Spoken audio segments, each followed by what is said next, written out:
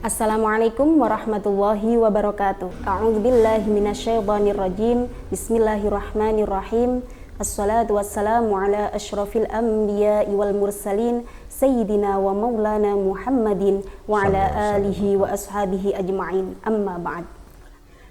Pada kesempatan hari ini, kami penyuluh agama Islam Kementerian Agama Kabupaten Blitar akan berbincang-bincang dengan tema makna Ramadan itu sebagai rahmah, maghfirah, dan itqun minan nar. Dan hadir di tengah-tengah kita pada kesempatan hari ini Gus Isna Arwani, jabatan sebagai penyuluh agama Islam Kecamatan Blingi, alamat Pondok Pesantren Darul Ulum Selau Tumpuk, Kecamatan Blingi. Riwayat pendidikan, non formalnya adalah pondok pesantren dan formalnya S1. Untuk pengalaman organisasi, beliau adalah Ketua JKHNU Kabupaten Blitar periode 2020-2025 dan juga sebagai anggota LBM PCNU Kabupaten Blitar dan juga Ketua LBM MWCNU Kecamatan Blingi. Aktivitas sehari-hari beliau adalah penyuluh agama Islam Kecamatan Blingi dan juga pengasuh pondok pesantren Darul Ulum Selau Tumpuk Blingi. Baiklah, langsung saja kita sapa narasumber kita pada hari ini, Gus Isna Arwani. Assalamualaikum Gus. Waalaikumsalam warahmatullahi wabarakatuh. Ipun pawartose. Alhamdulillah saya sehat. Bagaimana perjalanan dari Blingi menuju ke studio? Ini tadi lalu lintas cukup ramai, Ustazah. Jadi ya kita agak terlambat sedikit sebetulnya ini. Tapi alhamdulillah bisa sampai pada tempat tepat waktunya. Alhamdulillah. Alhamdulillah. Baiklah Gus, hari ini kita mengangkat tema makna Ramadan, rahmah, maghfirah atau itqun minan nar. Apa sebenarnya arti dari tiga kata tersebut? Monggo penjelasannya Gus. Terima kasih. Assalamualaikum warahmatullahi wabarakatuh. Pemirsa sekalian dimanapun Anda semua berada, yang saya hormati, yang dirahmati Allah Subhanahu wa Ta'ala, bahwa masyhur sekali di tengah-tengah masyarakat, di kalangan kaum muslimin, itu sebuah hadis yang menyatakan pembagian fase di dalam Ramadan ini. Yang pertama fase rahmah atau kasih sayangnya Allah, kemudian di 10 hari yang kedua itu adalah fase maghfirah atau ampunannya Allah, dan yang ketiga adalah fase itqun minan nar atau pembebasan dari api neraka. Nah, ini bersumber pada hadis yang juga cukup banyak riwayatnya, tetapi intinya adalah itu. Wa huwa syahrun awwaluhu rahmatun wa awsatuhu maghfiratun wa akhiruhu itqun minan nar. Nah, ini harus bisa kita pahami secara menyeluruh supaya kita bisa mendapatkan pemahaman yang juga menyeluruh tentang hal ini. Yang pertama, rahmat itu adalah kasih sayang Allah. Allah adalah Maha Pengasih, Maha Penyayang. Dan semua sifat yang ada pada diri Allah itu bersifat lazimah, bersifat menetap. Oleh karenanya Allah sebetulnya selalu mencurahkan rahmatnya kapanpun, dimanapun, tidak dibatas-batasi. Nah, inilah maka selain melihat riwayatnya ini sebetulnya agak doif yang itu tadi. Tetapi bisa kita pahami kalau secara menyeluruh. Jadi yang pertama, Allah itu adalah pencurah rahmat kapanpun, dimanapun. Yang kedua, Allah Maha Ghaffar, Maha Ghafur, Maha Pengampun, mengampuni semua hambanya yang mau meminta ampun kepadanya. Itu kapan? Selamanya. Tidak hanya di Ramadan, tidak hanya di pertengahan Ramadan. Begitu juga itqun minan nar, itu kebebasan seorang hamba dari api neraka. Itu adalah semua hamba yang memang memenuhi syarat untuk dibebaskan, dan dengan rahmat Allah akhirnya dibebaskan. Tetapi kemudian hadis ini memotivasi kita untuk beribadah lebih tekun di bulan ini. Maka dalam konteks ini, dan kita dapatkan dalam kitab Syamul Atqiya oleh Syekh Muhammad Fauzi, di situ ada menjelaskan tentang ini, bahwa memang nampak sekali rahmat Allah pada 10 hari yang pertama itu. Apa? Yang jelas ini sesuai dengan hadis Nabi, di mana yang itu sahih, yang ini yaitu dari riwayat Bukhari, bahwa apabila masuk di bulan Ramadan itu dibuka pintu surga, tidak ada yang ditutup. Futihat abwabul jannah walam yughlaq ahadun minha. Sebaliknya pintu-pintu neraka ditutup semua. Ughliqat abwabun nar walam yuftah ahadun minha. Tidak dibuka satupun daripada pintu neraka itu. Kemudian sufidat asyayatin wa maradatul jin, yaitu diikatlah setan-setan dan jin-jin yang suka mengganggu. Jadi sebetulnya rahmatnya di situ. Artinya pintu surga dibuka, kesempatan untuk masuk surga dibuka selebar-lebarnya. Bukan otomatis dibuka pintu surga terus semua langsung masuk surga. Bagaimana orang yang kafir musyrik, orang yang ingkar, orang yang melawan Allah, begitu dibuka masuk semua. Di mana ibadahnya di mana? Begitu juga pintu neraka ditutup, bukan berarti setan-setan tidak masuk neraka. Pada saatnya masuk neraka. Tetapi pintu-pintu itu ditutup, artinya jalan-jalan sana itu ditutup oleh Allah. Sehingga kalau kita respect dengan hal ini, mudah bagi kita untuk ibadah. Dan ini betul disampaikan dalam kitab itu, dan saya rasakan sendiri, mungkin Ustaz juga rasakan, bahkan juga dirasakan oleh pemirsa semua. Itu begitu masuk awal Ramadan, yang kita rasakan puasa itu terasa ringan. Saya dulu Ustaz, waktu masih muda, masih di pondok pesantren, Senin Kemis tiap hari. Saya puasa Daud sehari, puasa saya tidak, itu bertahun-tahun. Begitu saya menikah dan punya anak, Masya Allah, berat luar biasa. Maka badan pun mengembang seperti ini. Masya Allah, tahun ini saja bisa dihitung Senin Kemis saya. Tetapi saya sudah ingat sejak dulu, begitu awal Ramadan langsung semangat. Tiba-tiba puasa itu ringan. Terasa ringan, langsung kuat gitu aja. Nah, ini sebenarnya rahmat oleh Allah. Jadi kita digiring oleh Allah untuk berpuasa dengan mudah. Ya, penggoda-penggoda yang utama yang di luar dirinya itu sudah dimatikan oleh Allah. Pintu surga dibuka, pintu neraka ditutup, setan dibelenggu. Sudah, kalau ada godaan itu tinggal dirinya sendiri. Nafsunya, kebiasaannya ini harus dilawan, harus dilatihkan. Maka disitulah rahmatnya Allah. Digiringlah kita untuk beribadah. Dan kita masuk pada ausatuhu maghfiratun, pertengahannya adalah ampunan Allah. Kalau kita sudah biasa beribadah, kita biasa menerapkan yang namanya mujahadah di siang hari, di malam hari. Siang harinya kita menerapkan hadis sahih riwayat Bukhari, man shoma ramadhana imanan wahtisaban ghufira lahu ma taqaddama min dzambi. Barang siapa yang berpuasa di bulan Ramadan, maka Allah akan mengampuni, atau orang itu akan diampuni dosa-dosanya yang telah lalu. Malam hari juga begitu. Man qoma, kalau ini riwayat Muslim, sahih juga. Man qoma ramadhana imanan wahtisaban ghufira lahu ma taqaddama min dzambi. Barang siapa yang mendirikan ibadah di malam hari, tarawih, tadarus, zikir, doa dan sebagainya, dilakukan pada malam hari di bulan Ramadan dengan beriman, ya, dengan penuh keimanan dan mengharap ridha Allah. Ihtisaban itu mengharap ridha Allah, mengharap pahala hanya dari sisi Allah, maka diampuni semua dosa-dosanya telah lalu. Nah, dalam konteks inilah maghfirah, diampuni. Ya. Jadi itu masih sebagian daripada berkah ataupun hasilnya orang beribadah. Jadi pertama kan kita dipaksa beribadah dengan puasa Ramadan, yang namanya itu wajib, sehingga kita tidak bisa menghindar. Coba kalau itu disunahkan, paling ya tidak puasa paling. Gitu kan. Ya, kita dipaksa untuk puasa, tapi itu rahmat Allah, dimudahkan. Kemudian hasil dari puasa itu sebagiannya adalah ghufran minallah, ampunan dari Allah. Nah, kemudian kalau kita meningkat kualitasnya di situ, puasa pun juga harus meningkat. Di awal-awal masih mungkin hanya mencegah makan, minum, kemudian hubungan suami istri kan.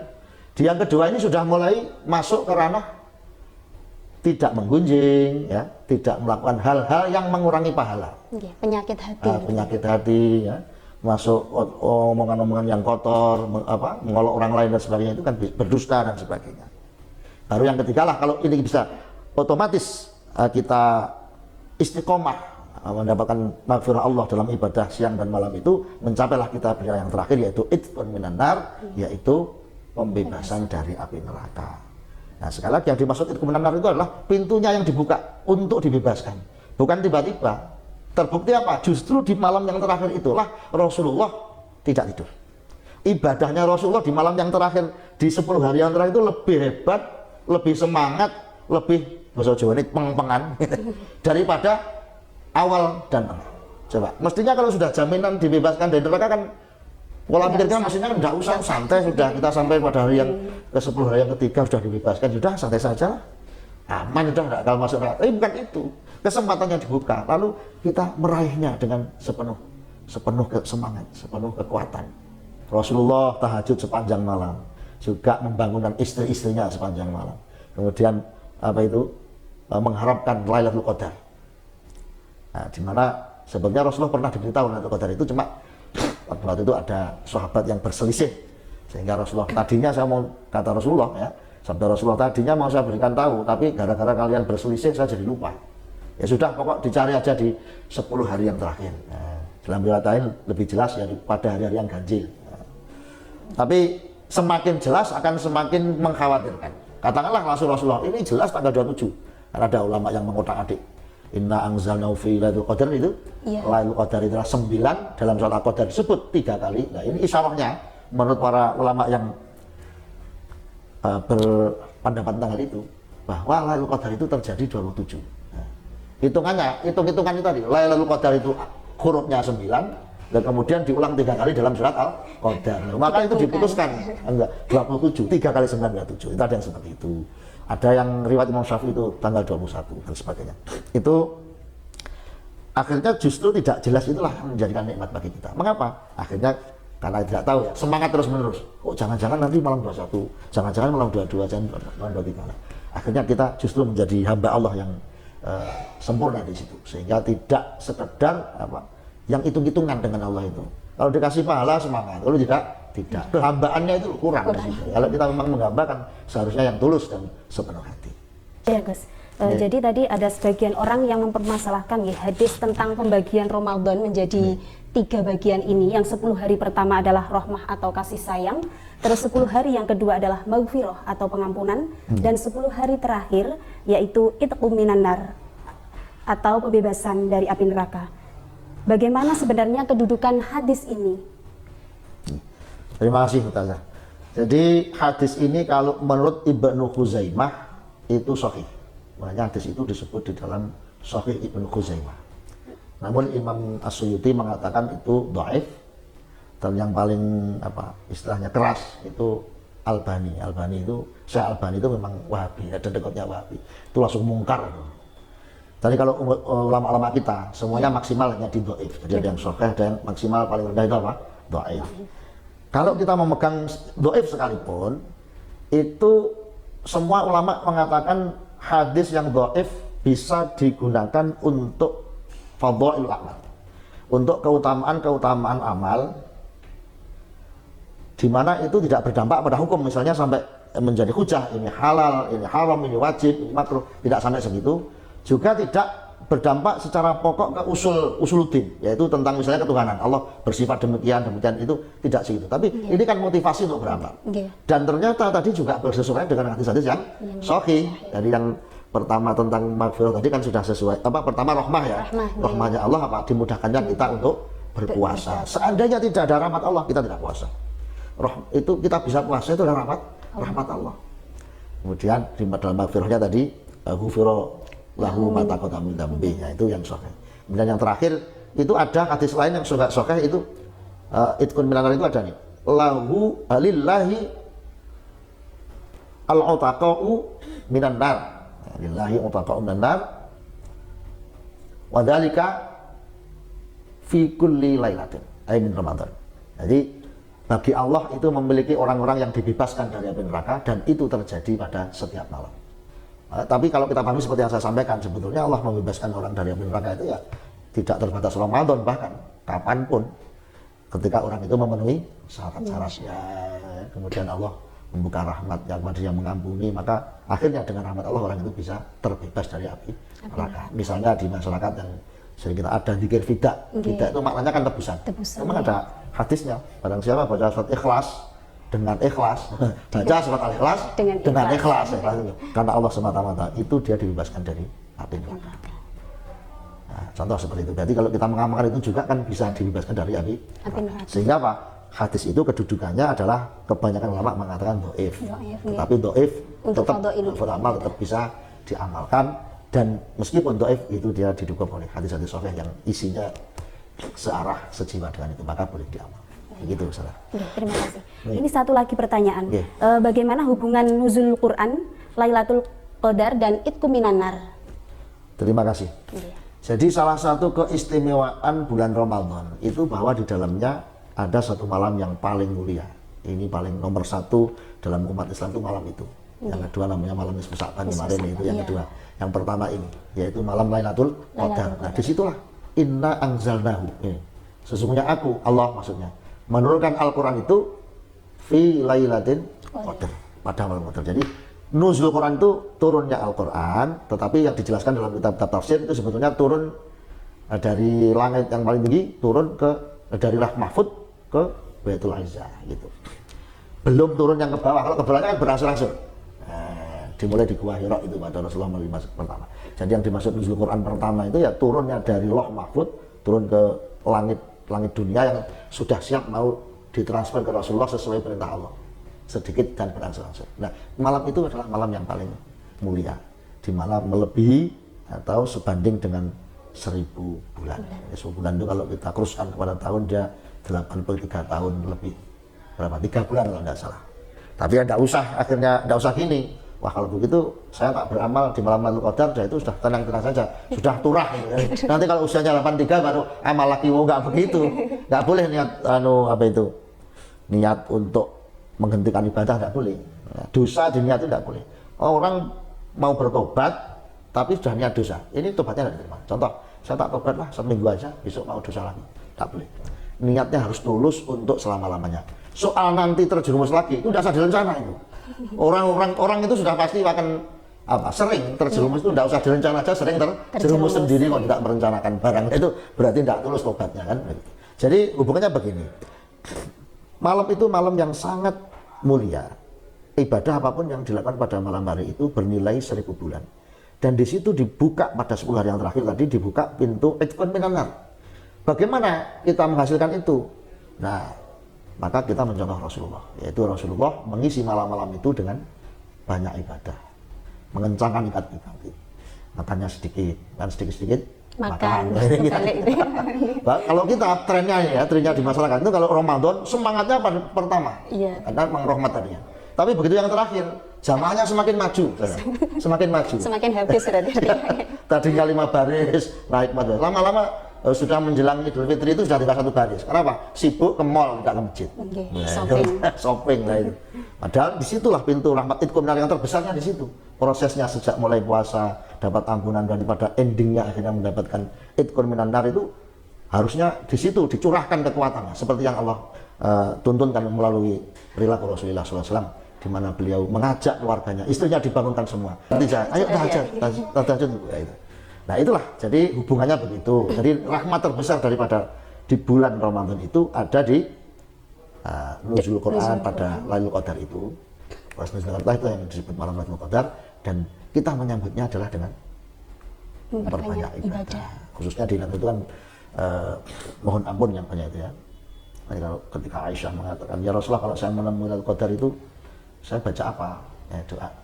Allahumma innaka afuwwun karim tuhibbul afwa fa'fu anni. Permohonan yang paling utama di belakang itu. Allahumma innaka afuwwun karim. Allah, sesungguhnya engkau maha afu, maha mengampuni. Karim itu yang dari situ maknanya maha dermawan. Karim itu kan bisa maha mulia, maha dermawan. Ini maha dermawan karena kita mau mohon sesuatu.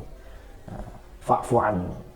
Allahumma innaka afuwwun karim tuhibbul afwa. Engkau mencintai ampunan, fa'fu anni, maka ampunilah diriku. Jadi permohonan yang paling utama ternyata di situ adalah mohon ampun. Kata Rasulullah yang lain ya orang itu sangat beruntung kalau catatan kehidupannya kebanyakan adalah istighfar. Nah, jadi amalan yang kita perbanyak itu tidak hanya di Ramadan sebenarnya, sebaiknya adalah setiap hari istighfar. Insya Allah kalau kita mati itu sudah banyak tabungannya untuk menghadapi kematian. Insya Allah demikian, saudara. Baiklah para pemirsa dimanapun Anda berada. Jadi dari perbincangan kita kali ini bisa kita ambil kesimpulan bahwa dalam bulan Ramadan itu ada 3 waktu yang harus kita lalui, yaitu yang pertama 10 hari yang pertama adalah rahmah atau kasih sayang Allah, 10 hari pertengahan adalah maghfirah atau pengampunan, dan 10 hari terakhir adalah itqum minan nar atau pembebasan dari api neraka. Jadi kita sebagai umat Muhammad diharuskan untuk melalui proses-proses itu, sehingga terutama di 10 hari yang terakhir kita harus memperbanyak amalan ibadah agar bisa diterima oleh Allah Subhanahu wa Ta'ala, supaya puasa kita selama 1 bulan itu bisa menjadi puasa yang husnul khotimah. Baiklah para pemirsa dimanapun Anda berada, demikian apa yang bisa kami sampaikan.